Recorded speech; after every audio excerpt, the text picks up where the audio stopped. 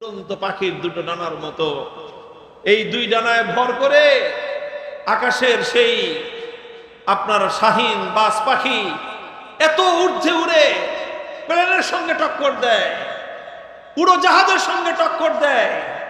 এই দুই ডানার উপর ভর করে এত ঊর্ধ্বে উঠে যায়, ঝড় তুফানকে পরাস্ত করে, সমস্ত ঝড় তুফানকে পায়ের নিচে পদদলিত করে সেই বাস পাখি এত ঊর্ধ্বে উঠে যায়। কিসের উপর ভর করে? দুই ডানার উপর। আর খালি ডানা না, ডানা একটা থাকলে কোনোদিন কোনো পাখি উঠতে পারবে না। ডানা একটা আরেকটা কাটতে হবে না, আরেকটা বেঁধে রেখে দেন না, দেখেন না সেইটা পাখি উঠতে পারে কিনা। কবুতর পালছেন কেউ আপনারা?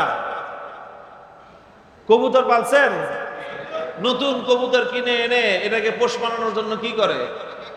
ডানাকে ডানা বান্ধা ফেলা রাখে।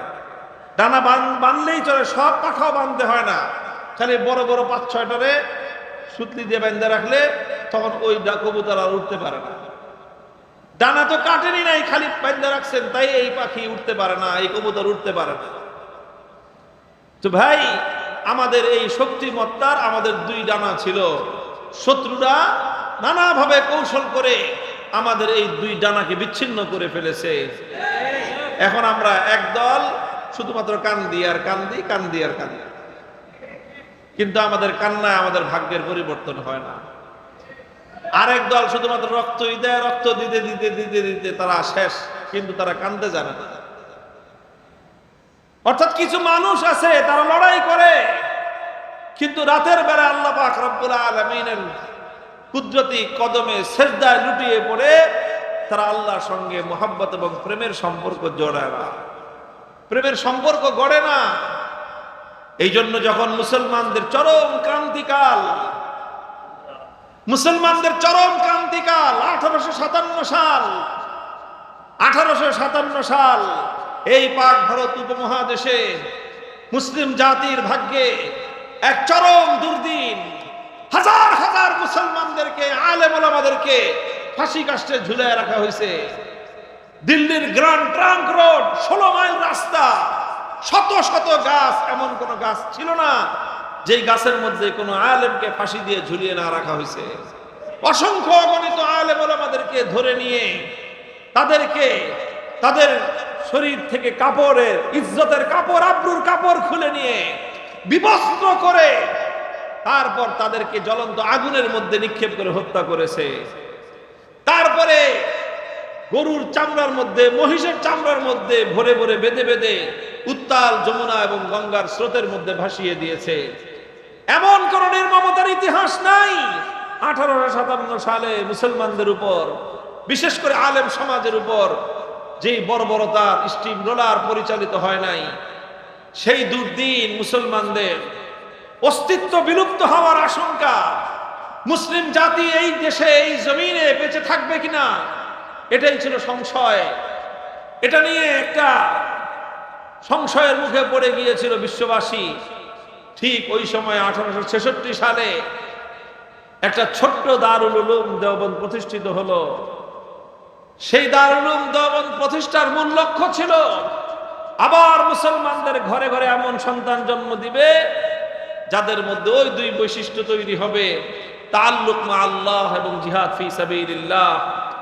যারা প্রত্যেকেই রাতের বেলায় হবে তাহাজ্জুদ গুজার, আবার যারা দিনের বেলায় প্রত্যেকেই হবে বাতিলের মোকাবেলায় একজন জীবন্ত সৈনিক।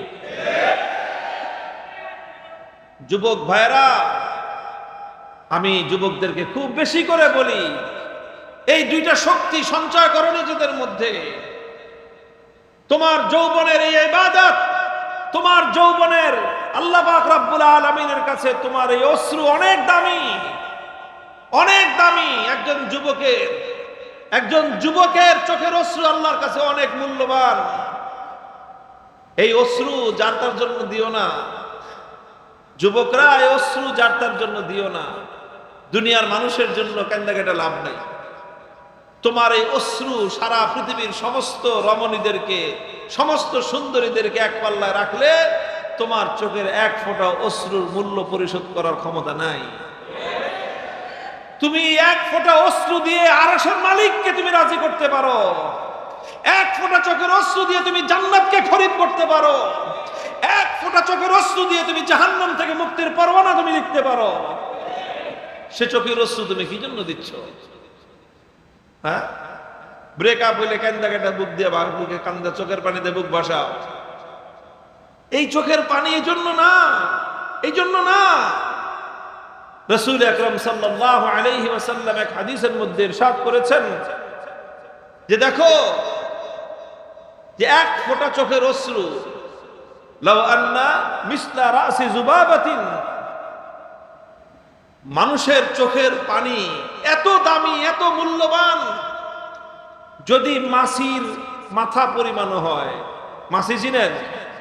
কারে কারে? এই যে ছোট ছোট পোকা আছে যে উড়ে, এটা কত বড়? চড়ুই পাখির সমান। এই এত ছোট্ট। হ্যাঁ, এই বড় ওল্লা মাছি না, সাধারণ মাছি যেটা, এত ছোট একটা একটা পোকা। আরে মাছির মাথাটা কত বড় বলেন তো? এই সামান্য একটু ছোট্ট একটা মাথা। হাদিস বলে যে মাথা পরিমাণ চোখে, মাছির মাথা পরিমাণ চোখের অশ্রু যদি কোনো মুমিনের চোখ থেকে আল্লাহর ভয়ে গড়িয়ে পড়ে, তাহলে সেই অশ্রুর ফোঁটাটা মাছির মাথা পরিমাণ হলেও জাহান্নামের দাউ দাউ করা লেলিহান শিকার এই ভয়াবহ আগুনকে নিভিয়ে দেওয়ার জন্য যথেষ্ট। পৃথিবীতে অনেক বৈজ্ঞানিকরা অনেক প্রযুক্তি আবিষ্কার করেছে। হ্যাঁ, দুনিয়ার ফায়ার সার্ভিস, অগ্নি নির্বাপন ব্যবস্থা, কত উন্নত ব্যবস্থা। আজও পর্যন্ত কোন বৈজ্ঞানিক এমন কোন পদ্ধতি, এমন কোন সিস্টেম, এমন কোন প্রযুক্তিকে আবিষ্কার করতে পেরেছে যেটার দ্বারা জাহান্নামের আগুনকে নিভানো সম্ভব? পারছেন একজন বিশ্বনবী মুহাম্মদ আরবি সাল্লাল্লাহু আলাইহি ওয়াসাল্লাম, তিনি আবিষ্কার করেছেন। তিনি তার উম্মতকে খবর দিয়েছেন যে সারা পৃথিবীর আটলান্টিক মহাসমুদ্রের পানি জাহান্নামের আগুনের সামনে নেওয়ার আগেই তার উত্তাপে শুকিয়ে যাবে, কিন্তু মুমিনের চোখের অশ্রুর ফোঁটা, যেটা আল্লাহর ভয়ে তার চোখ দিয়ে গড়িয়ে পড়বে, সেই অশ্রু ফোঁটা জাহান্নামের আগুনকে নিভিয়ে দেওয়ার জন্য যথেষ্ট। এই চোখের পানি অনেক দামি। এই চোখের পানি ফেলে ফেলে রাতের বেলায় কান্নাকাটি করে আল্লাহর কাছে দোয়া করবেন। যুবকরা দোয়া করবেন, শাবুন নাশা ফি ইবাদাতিল্লাহ। ইবাদতকে আজকে আমরা বৃদ্ধ মানুষদের বার্ধক্যের অবসরের কাজ বানায় নিয়েছি। না, ইবাদত শুধুমাত্র বৃদ্ধদের বার্ধক্যের অবসরের কাজ নয়। প্রকৃত ইবাদত তো হলো যৌবনের উত্তাল তরঙ্গের সময় যে ইবাদত করা হয়, সেই ইবাদত হলো সবচেয়ে দামি ইবাদত। আর বৃদ্ধদেরকে তো আল্লাহ পাক রব্বুল আলামিন সাদা দাড়ি দেখলে আল্লাহ এমনি মাফ করে দিবেন। আল্লাহ লজ্জা পায় সাদা দাড়িওয়ালাদেরকে, তারা যখন আল্লাহর কাছে কিছু চায় খালি হাত ফিরিয়ে দিতে আল্লাহ লজ্জা পান। আল্লাহ পাক রব্বুল আলামিনের একটা সৌজন্যতা আছে। আল্লাহ করিম, আল্লাহ মহা সৌজন্যতার অধিকারী। আল্লাহ পাক রব্বুল আলামিন শরীফ, এই জন্য আল্লাহ এমনি মাফ করে দিবেন। কিন্তু আল্লাহর কাছে যে ইবাদতটা প্রিয়, সেই ইবাদত হলো যুবক ভাই আমার, তোমাদের ইবাদত আল্লাহর কাছে অনেক বেশি দামি, অনেক বেশি মূল্যবান। তোমাদের চোখের অশ্রু আল্লাহ পাক রব্বুল আলামিনের কাছে মূল্যবান, আর তোমাদের বুকের রক্ত আল্লাহর কাছে মূল্যবান। চোখের অশ্রু আল্লাহর কাছে মূল্যবান, রক্ত আল্লাহর কাছে মূল্যবান।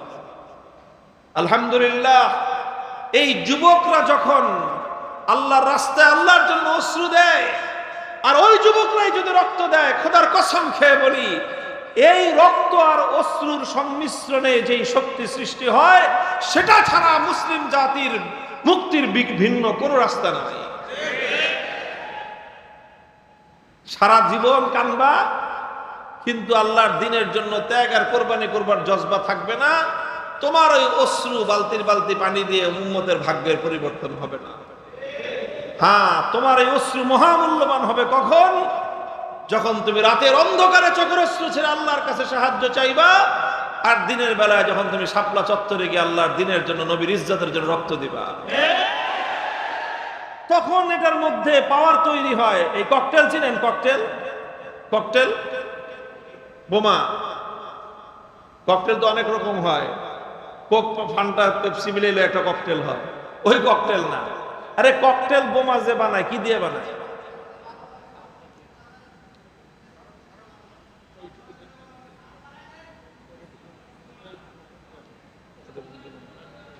মসজিদের মাইক আওয়াজ ক্লিয়ার হয়?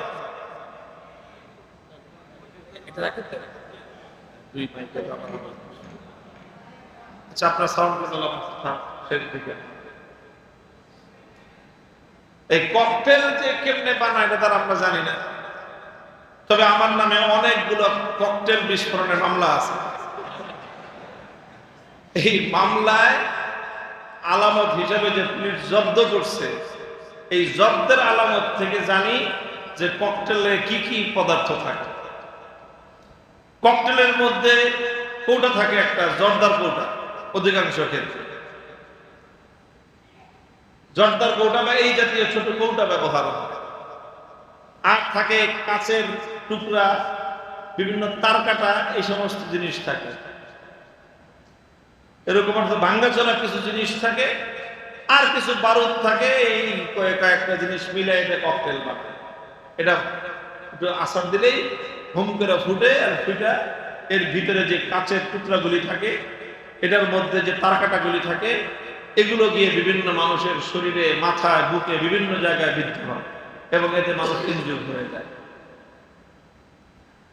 তো এই যে একটা, এটা দেখেন সবগুলি জিনিস আলগা আলগা, এটি কিন্তু স্বাভাবিক ব্যবহার হয়। জর্দার কৌটা এ তো বাড়িতে মা খালারা পানের সাথে খায়, এই জর্দার কৌটার মধ্যে কোনো শক্তি নেই। তার কাটা মিস্ত্রিরা সারাদিন পিটিয়েছে বাড়িতে, এই তার কাটার মধ্যে কোনো শক্তি নেই। কাঁচের টুকরা কত করে রয়েছে, শক্তি নেই। বারুদ পাকঘরের মধ্যে মেসের পর দেশলাইয়ের পর দেশলাই, এই ডর্জনকে ডর্জন করে দিচ্ছে, এগুলোর মধ্যে শক্তি নাই। কিন্তু যখন এই 4-5টা আইটেম একত্রিত হলো, সেটার মধ্যে একটা শক্তি উৎপাদিত হয়। এটার মধ্যে একটা শক্তি উৎপাদিত হয়। আপনি মসজিদের মধ্যে বসে বসে খালি চোখের অশ্রু ফলান, এটা মসজিদে থাকবে। আবার আপনি শুধুমাত্র রাজপথে গিয়ে শত্রুর মোকাবেলায় রক্ত দেন, রক্তের জায়গায় থাকে, শক্তি উৎপন্ন হয় না। যখন এই চোখের অশ্রু আর বুকের রক্ত, এই ককটেল তৈরি হয়, এই ককটেলটাই হলো উম্মতে মুসলিমার জন্য, মুসলমানদের জন্য অ্যাটমিক পাওয়ার। আমরা চাই আবার সেই যুগটা ফিরে আসুক, সেই যে কথা, মুসলমানদের ঘরে ঘরে সেই যুবক তৈরি হোক, সে যুবক জন্মগ্রহণ করুক, সেই চেতনা মুসলমানদের যুবকেরা বক্ষে ধারণ করুক। মুসলমানদের যুবকরা হবে তাহাজ্জুদ গুজার, মুসলমানদের যুবকরা আল্লাহর দরবারে ফরিয়াদের হাত উত্তোলন করে চোখের অশ্রুতে বুক ভাসাবে, আল্লাহর কাছ থেকে সাহায্য চাইবে, আর এরপর আল্লাহর কাছ থেকে সাহায্য নিয়ে বাতিলের মোকাবেলায়, আল্লাহর নবীর দুশমনদের মোকাবেলায় মাঠে নামবে। এই যে মুসলিম যুবক, এই যুবকদের হাত ধরেই, এই যুবকদের পথ ধরেই ইনশাআল্লাহ উম্মতের বিপ্লব আসবে, উম্মতের বিজয় আসবে এবং উম্মতের ভাগ্যের পরিবর্তন হবে। মুহতারাম হাজিরিন, আমি কথা এক জায়গা থেকে শুরু করেছিলাম, সেটা হলো যে শুধুমাত্র বাহ্যিক অবয়ব, দেহ আর এই অবকাঠামোকে, এটার পিছনে পরিশ্রম না করে ভিতরে যে আমাদের আসল মানুষ আছে, প্রকৃত আত্মা, সেই অন্তরাত্মার উপর যদি আপনি মেহনত করতে পারি, পরিশ্রম করতে পারি, তাহলে আমাদের ভিতরে সেই শক্তি অর্জন হওয়া সম্ভব। এবং ওই শক্তিটা এত বেশি শক্তিতে পরিণত হতে পারে যে হাজার লক্ষ কোটি গুণ বেশি, এমনকি আনলিমিটেড পাওয়ার একজন মানুষ হোল্ড করতে পারে। সেই পাওয়ারটা বাহ্যিক কোনো পাওয়ার নয়, সেই পাওয়ারটার নাম হলো রুহানিয়তের পাওয়ার, সেই পাওয়ারটার নাম হলো আধ্যাত্মিক শক্তি। এই জন্য প্রথম কথা হলো ইসলাহি মাহফিল। ইসলাহি মাহফিলের মূল কথাটাই হলো যে আসুন আমরা নিজেদের আত্মাকে পরিশুদ্ধ করি।